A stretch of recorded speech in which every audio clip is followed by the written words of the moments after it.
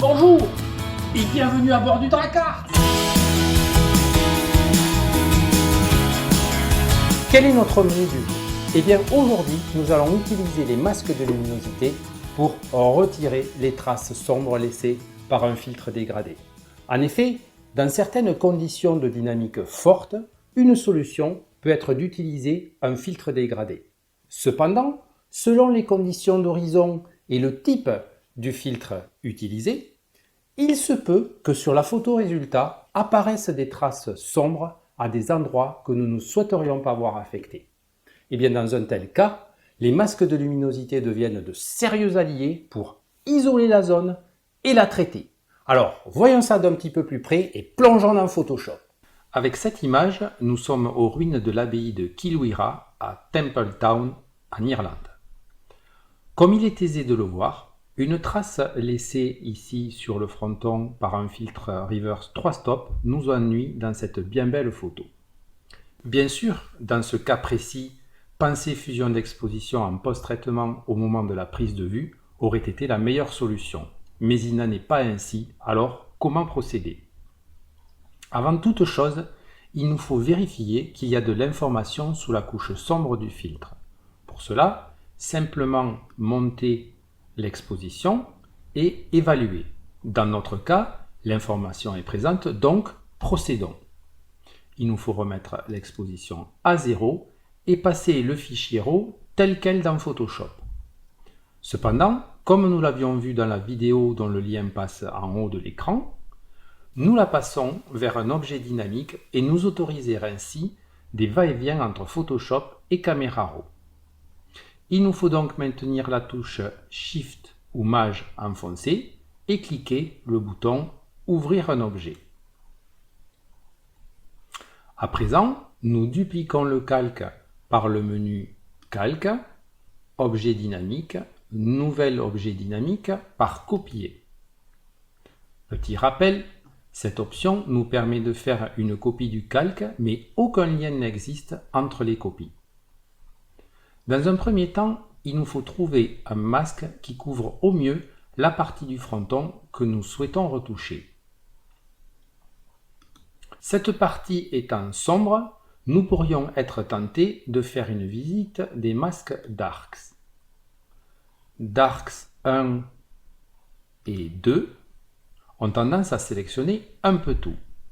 Et via Darks 3 et 4, nous perdons trop vite l'impact sur les faces des pierres du mur. Il va falloir alors faire appel aux zones qui sont des masques intermédiaires comme nous l'avions vu dans la vidéo dont le lien apparaît à l'écran. Nous allons utiliser les cartes de ton par couleur afin d'avoir un bon intérêt visuel. La carte selon la couche RVB montre un bon isolement de notre zone d'intérêt selon les bleus et les cyans. Faisons donc une sélection des bleus, puis ajoutons les cyans. La sélection du fronton est alors presque parfaite avec un très bon isolement du ciel. Cependant, nous pouvons ajouter la sélection des interstices les plus sombres en piquant la teinte de la carte à ces endroits.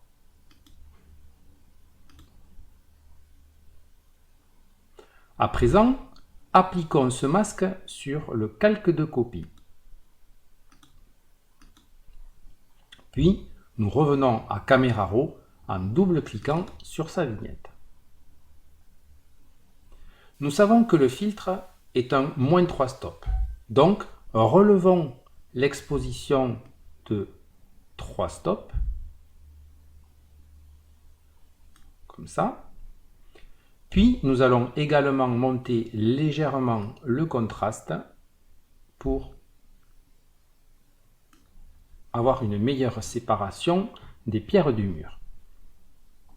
Par OK, nous revenons à Photoshop. Le masque nous donne déjà une idée du look final de notre fronton. C'est en faisant appel au masking de masque que nous allons faire la fusion de cette partie du fronton. Munissons-nous d'un pinceau blanc dont l'opacité va être réglée à 50% afin de contrôler au mieux l'impact de notre première action. Un premier passage nous permet de révéler la partie du fronton à traiter. Voilà. Il apparaît trop clair, donc il est temps de revenir vers Caméra Raw et d'ajuster au mieux le fronton. Baissons de 2/3 de stop l'exposition et augmentons très légèrement le contraste. Voilà. Puis nous revenons à Photoshop. Voilà une meilleure fusion. Mais nous allons l'améliorer. Il nous faut d'abord assombrir les zones d'intersection. Pour cela, nous allons prendre le pinceau noir, réduire l'opacité de 25%, voilà, et peindre légèrement cette zone d'intersection.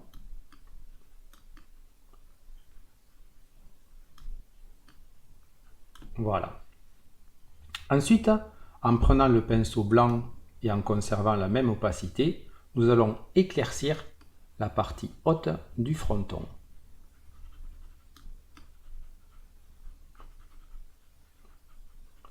Voilà, comme ça.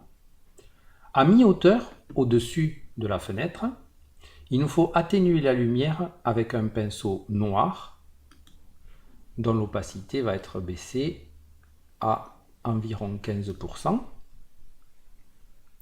Cela toujours pour maîtriser au mieux le passage de nos tracés. Voilà. Avec un avant-après, nous pouvons évaluer notre effet et le retoucher si besoin. Si nous sommes satisfaits, il est temps à présent d'équilibrer le calque du dessous, ici, dans Caméra Raw. Nous allons ajouter un petit peu de magenta, voilà, un léger contraste, comme ça, baisser les tons clairs, très légèrement aussi, ça suffit comme ça. On va déboucher les tons foncés pour faire apparaître le sol, redonner un petit peu de lumière globale dans la photo. Avec les noirs, jouer un peu sur les contrastes, redonner un peu de clarté pour l'impact de la lumière au sol, voilà, et donner un peu de saturation aux couleurs qui en manquent par la vibrance. Voilà, qui est pas trop mal. Revenons à Photoshop. Voilà qui est fait. Pour la meilleure fusion, à présent, il nous faut régler l'opacité du calque de correction du fronton en amenant l'opacité d'abord à 0 et la remonter jusqu'à obtention de la fusion souhaitée, quelque chose par là.